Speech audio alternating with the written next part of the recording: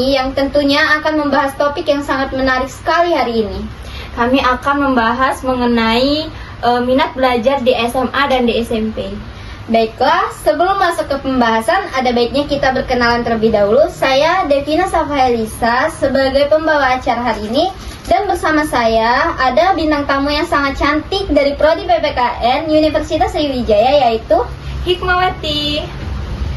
Nah, apakah teman-teman semua tahu apa itu minat belajar? Biar kita lebih mengetahui lebih lanjut, kita tanyakan saja nggak sih sama Kak Hikmahnya? Nah, menurut Kak Hikmah sendiri, minat belajar itu apa sih? Minat belajar siswa adalah melibatkan sepenuhnya seseorang dengan cara menuangkan seluruh pikiran dan perhatiannya untuk memperoleh pengetahuan dan pencapaian pemahaman tentang pengetahuan yang dituntutnya. Minat belajar siswa memainkan peran utama dalam menentukan keberhasilan suatu program pendidikan. Pendidik harus mengenali minat belajar siswa untuk dapat menyediakan kurikulum yang tepat sesuai dengan minat siswa. Dengan mengoptimalkan minat belajar siswa, pendidik dapat meningkatkan hasil belajar siswa tersebut. Wah, berarti minat belajar itu adalah rasa ketertarikan terhadap sesuatu yang bersumber di dalam diri siswa itu sendiri ya, Kak? Ya, betul. Oke, selanjutnya apa sih faktor yang menyebabkan minat belajar siswa itu menjadi menurun? Faktor yang dapat menyebabkan menurunnya minat belajar siswa dapat bersifat internal maupun eksternal, yaitu salah satunya adalah ini di eksternalnya ya, menurunnya motivasi.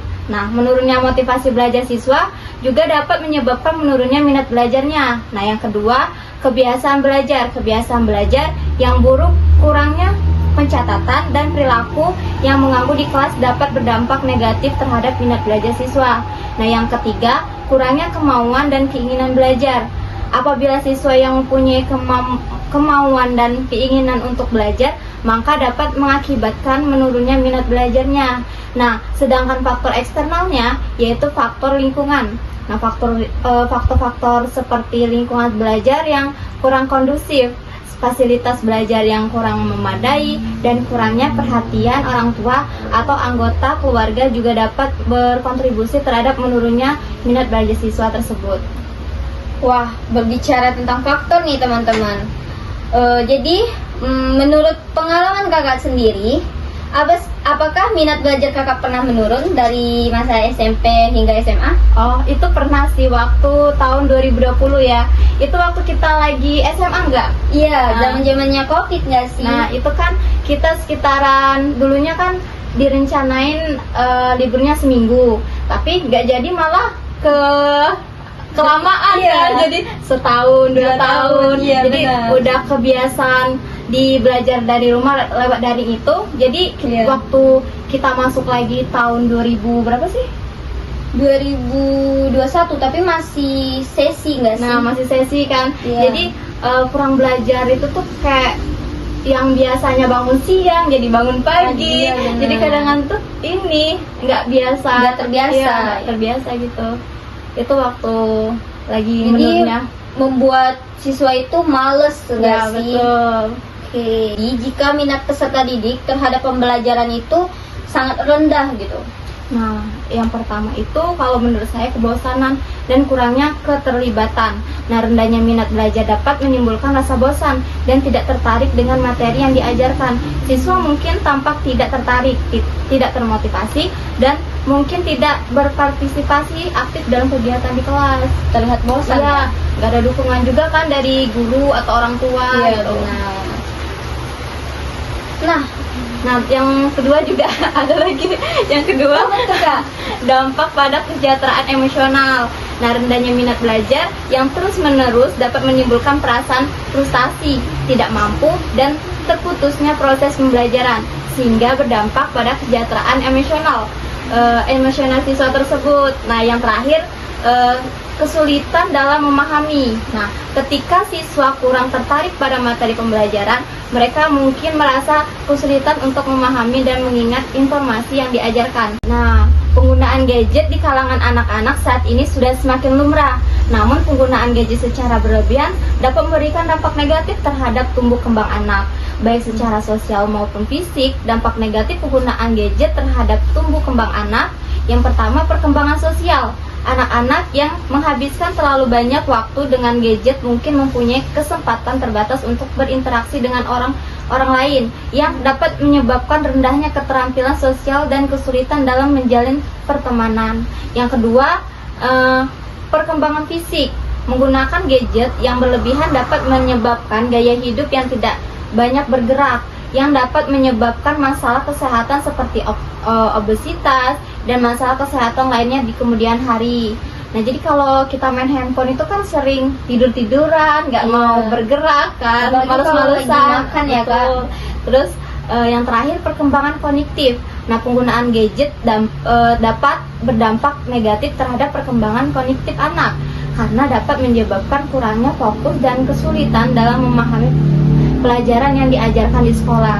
Nah, untuk mengurangi dampak negatif penggunaan gadget terhadap tumbuh kembang anak, orang tua dapat membatasi penggunaan gadget pada anak, mengawasi penggunaan gadget, dan memberikan panduan yang jelas tentang cara penggunaan gadget yang benar. Orang tua juga dapat mendorong anak mereka untuk melakukan aktivitas fisik dan interaksi sosial dengan orang lain. Iya benar. Jadi orang tua itu harus mengawasi anak mereka Iya, biar gadgetnya itu nggak disalahgunakan Benar. gitu. Oke. Nah, selanjutnya ini mengapa sih siswa harus memiliki minat belajar dan apa sih manfaatnya gitu? Nah, minat belajar siswa memainkan peran utama dalam menentukan keberhasilan suatu program pendidikan. Dengan mengoptimalkan minat belajar siswa, pendidik dapat meningkatkan hasil belajar siswa. Nah, beberapa manfaat dari memilikinya minat belajar yang tinggi antara lain motivasi. Nah, minat belajar memberikan motivasi yang kuat pada proses pembelajaran siswa, mengarahkan mereka pada tujuan pembelajaran dan membantu pencapaian kesuksesan akademik. Nah, yang kedua, kesuksesan akademik. Nah, siswa dapat belajar dengan minat yang tinggi cenderung lebih berhasil dan belajar dibandingkan dengan yang tidak. Selanjutnya, penerimaan terhadap proses belajar. Minat belajar pada dasarnya merupakan bentuk penerimaan siswa terhadap proses belajar. Siswa yang memiliki minat belajar yang tinggi cenderung akan belajar secara bersungguh-sungguh untuk hasil belajar yang maksimal. Wah, berarti penting sekali ya bagi peserta didik untuk memahami sebaik-baiknya tentang proses belajar peserta didik agar ya mereka sendiri dapat memberikan bimbingan buat diri mereka sendiri dan dapat menyediakan lingkungan yang tepat untuk mereka belajar. Oke, yang terakhir nih Kak, apa sih yang seharusnya dilakukan guru agar dapat mengatasi siswa yang kurang dalam minat belajar? Yang pertama, jadikan pembelajaran menyenangkan dan menarik. Contohnya seperti ciptakan lingkungan belajar yang positif dan menarik untuk memicu minat siswa terhadap materi pembelajaran, dan memanfaatkan berbagai metode dan media pengajaran agar pembelajaran menjadi lebih menarik dan menyenangkan.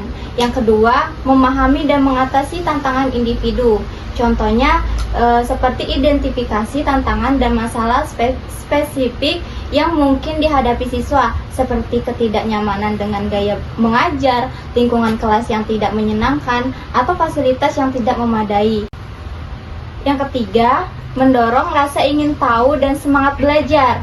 Contohnya, menekankan nilai pembelajaran di luar pencapaian akademis dan menunjukkan sifat pembelajaran seumur hidup. Yang keempat, manfaat sumber belajar yang bervariasi. Contohnya, memperkenalkan beragam sumber belajar di luar buku teks tradisional seperti aplikasi praktis, contoh dunia nyata, dan materi interaktif.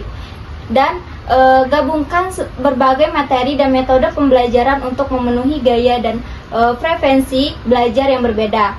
Nah, dengan menerapkan strategi ini, guru dapat menciptakan lingkungan belajar yang lebih menarik dan mendukung, yang pada akhirnya membantu siswa mengembangkan minat belajar yang lebih kuat. Wah, sangat bermanfaat sekali ya Kak. Jadi zaman sekarang tuh kan banyak sekali guru yang memberikan pelajaran yang terlalu monoton bagi para siswanya. Ya, betul. Nah, seperti tidak memberikan motivasi sebelum pelajaran dimulai. Guru kan kebanyakan kadang tuh masuk ngasih tugas atau menulis catatan gitu kan. Juga metode pelajaran yang digunakan guru tuh hanya metode ceramah dan tidak menggunakan metode yang bervariasi untuk Betul. siswanya. Jadi di sana kan belajar siswanya jadi bosan, Iya, benar. jadi nggak enak kalau belajar sangat membosankan. Ya, harusnya guru menggunakan metode yang bervariasi sehingga siswa tidak mengantuk, tidak ada niatan mau bolos. Betul. Gitu. Jadi dan juga guru juga kurang melakukan pendekatan kepada siswanya sih. Nah, kalau menurut kakak, jika kakak menjadi guru, kakak ingin menjadi guru seperti apa sih? Nah, kalau saya insya Allah akan mengajarkan siswa lebih menjadi guru yang menyenangkan, yang ingin biar siswanya tidak bosan atau Iya. bisa bermain sebelum belajar bisa memain game dulu Ice atau breaking. iya terus sering diajak cerita, jangan belajar terus menerus ya, nanti siswanya malah bosan. Iya, malah ngeblank sama Iya, pelajarannya. betul.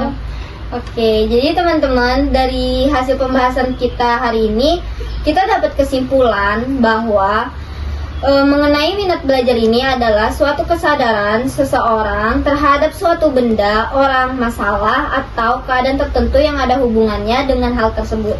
Minat belajar mempunyai pengaruh yang signifikan terhadap prestasi belajar siswa. Semakin tinggi minat belajar, maka semakin tinggi pula prestasi belajarnya. Begitu pula sebaliknya. Oleh karena itu, penting sekali bagi guru untuk dapat meningkatkan minat belajar siswa dengan meningkatkan minatnya terhadap kegiatan pembelajaran dan materi pelajaran yang diajarkan oleh gurunya. Dan orang tua dan keluarga juga dapat menciptakan lingkungan psikologis yang dapat hingga menjaga minat siswa.